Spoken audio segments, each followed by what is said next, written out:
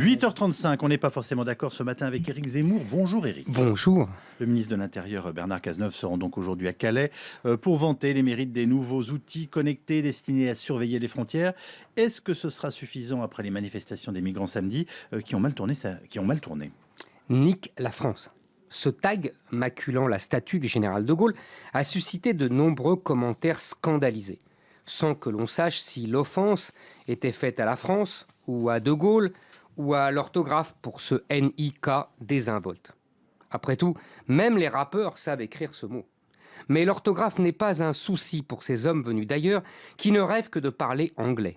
Ils ont déferlé vers le port, vociférants, menaçants, repoussés à grand-peine par les CRS et leurs canons à eau.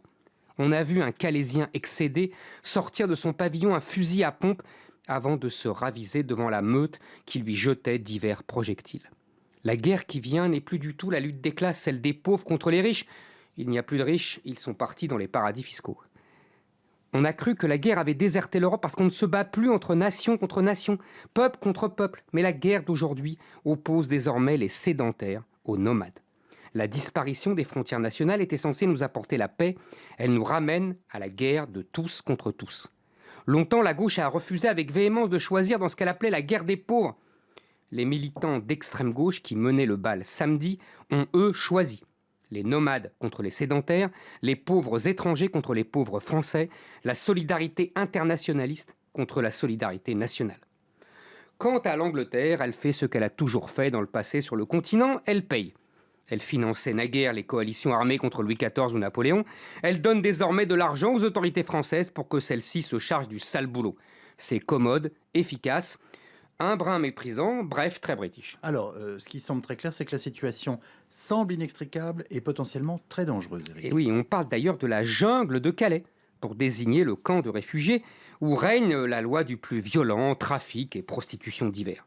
Tout cela sur le territoire d'un pays, la France, qui se gargarise d'être un État de droit. Mais quand il n'y a plus d'État, où est le droit ?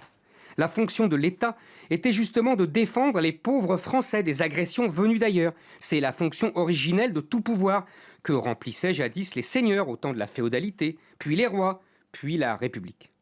Vertigineuse vacuité de notre État, assez fort pour empêcher les populations de se défendre elles-mêmes, mais trop faible pour les protéger.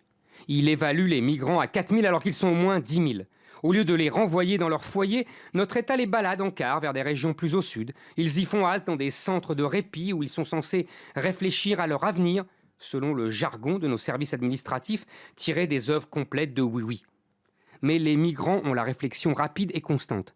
Ils s'empressent de revenir à Calais avec des billets gracieusement offerts par les associations de défense des migrants, associations subventionnées par l'État. Si l'État est fort, disait Charles Péguy, il nous écrase. S'il est faible, nous périssons.